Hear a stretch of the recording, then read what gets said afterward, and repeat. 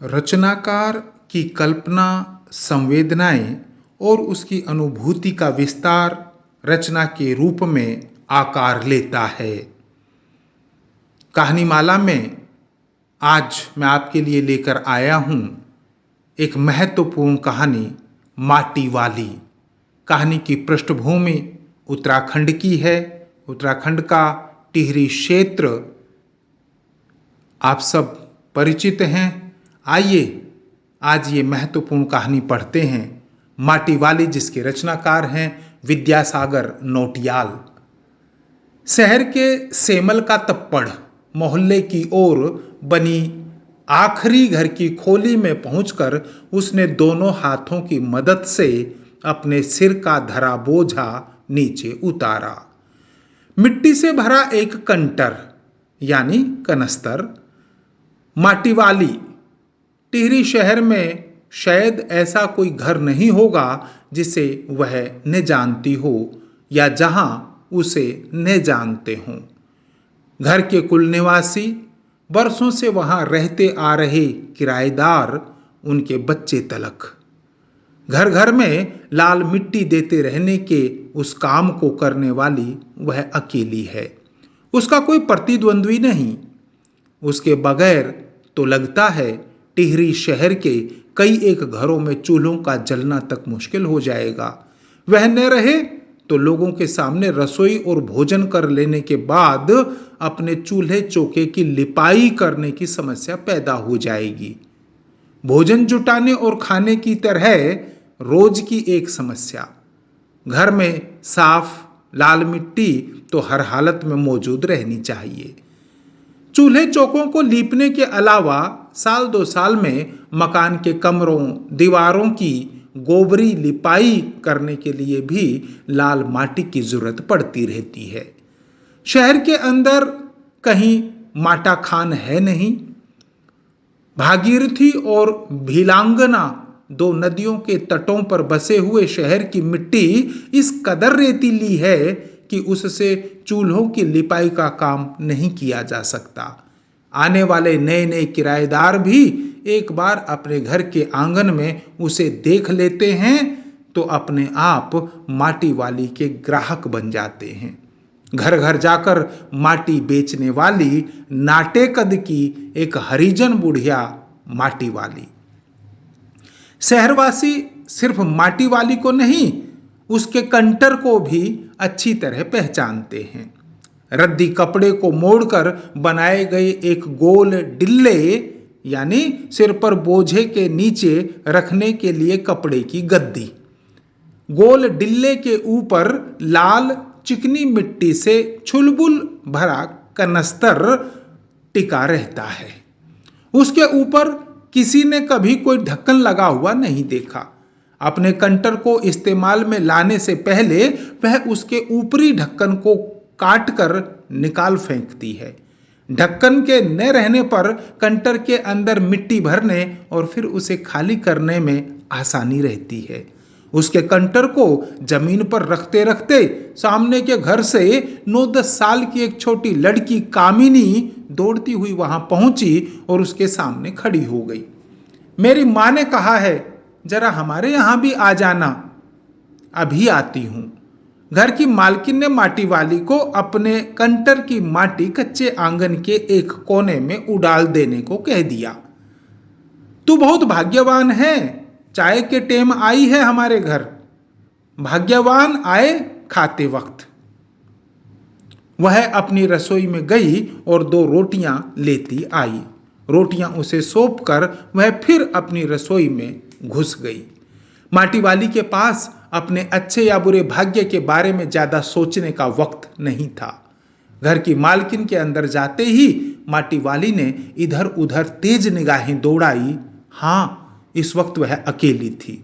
उसे कोई देख नहीं रहा था। उसने फौरन अपने सिर पर धरे डिल्ले के कपड़े के मोड़ों को हड़बड़ी में एक झटके में खोला और उसे सीधा कर दिया। फिर इकहरा खुल जाने के बाद वह एक पुरानी चादर के फटे हुए कपड़े के रूप में प्रकट हुआ।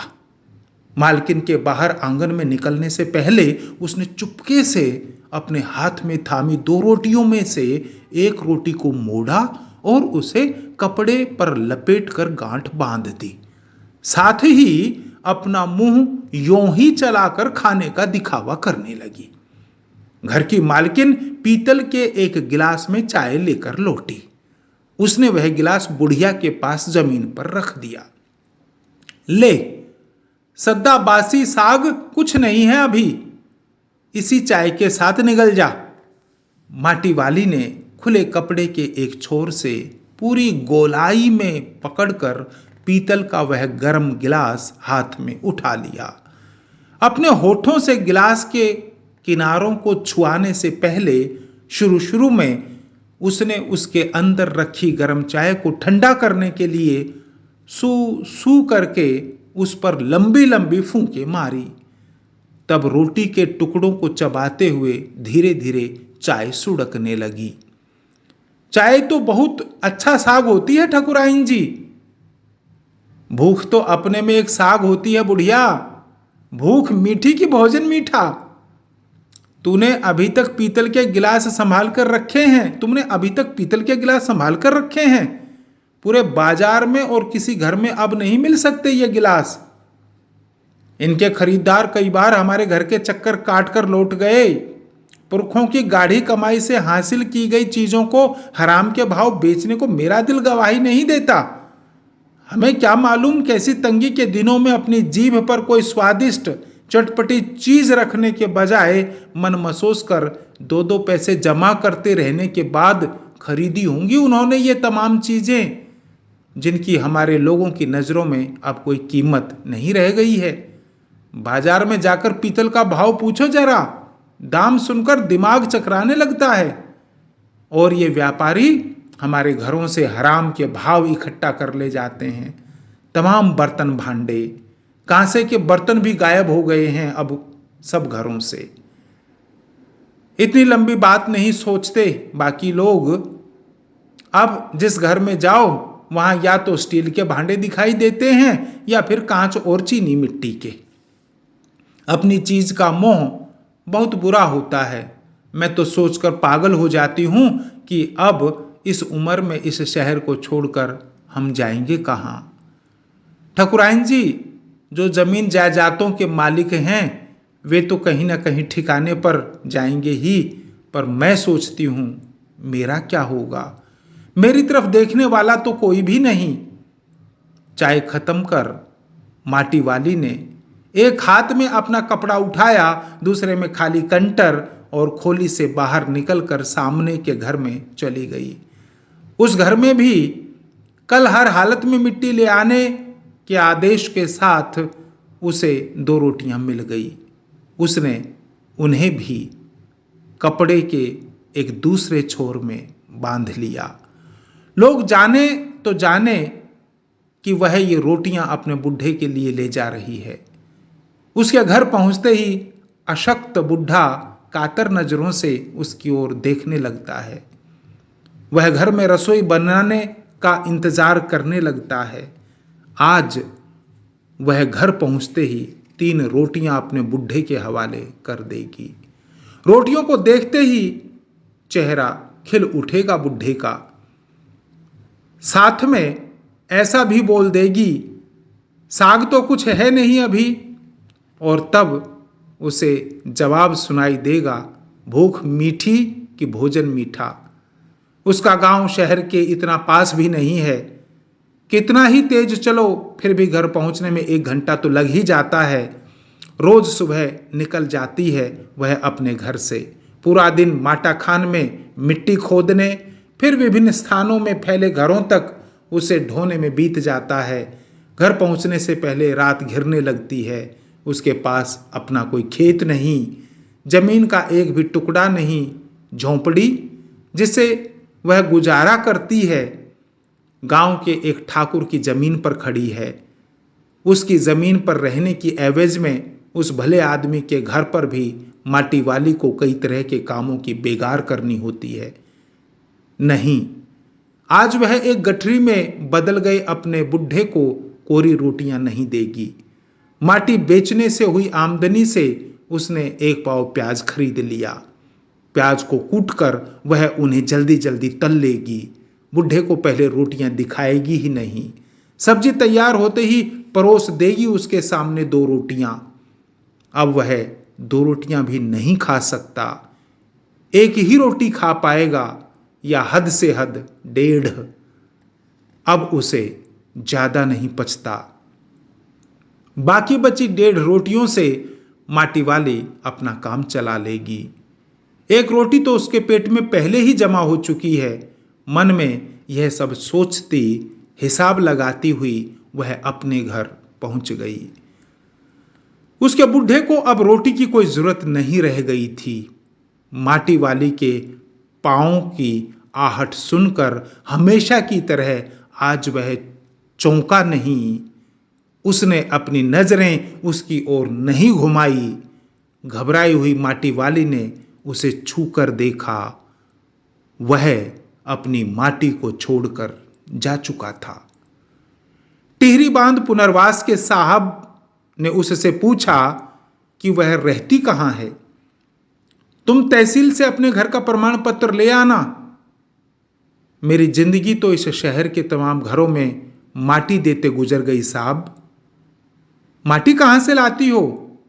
माटा खान से लाती हूं माटी। वह माटा खान चढ़ी है तेरे नाम? अगर है तो हम तेरा नाम लिख देते हैं।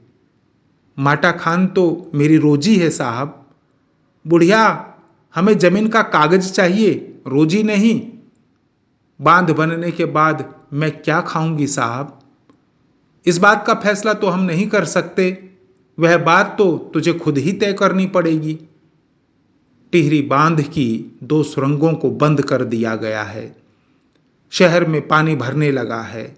शहर में आपाधापी मची है। शहरवासी अपने घरों को छोड़कर वहां से भागने लगे हैं। पानी भर जाने से सबसे पहले कुल शमशान घाट डूब गए हैं। माटी वाली अपनी झोंपड़ी के बाहर बैठी है।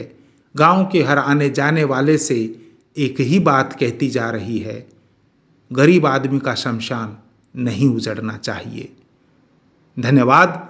आशा करता हूं आपको यह कहानी पसंद आई होगी।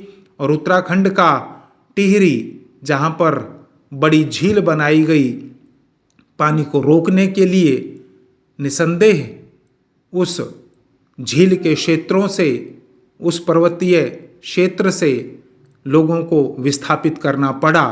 लेकिन आज जहां नया टिहरी बसा है, वहां उन सब विस्थापितों को समुचित ढंग से जगह दी गई रहने के लिए, पैसा दिया गया मकान बनाने के लिए, और आज वहां एक खुशहाल नगर बसा हुआ है। किंतु अपनी जमीन, अपना घर तो छोड़कर वे आए ही। विडंबना माटी वाली जैसी बुढ़िया बेसहारा की है, जो चिंतन का विषय है। धन्यवाद।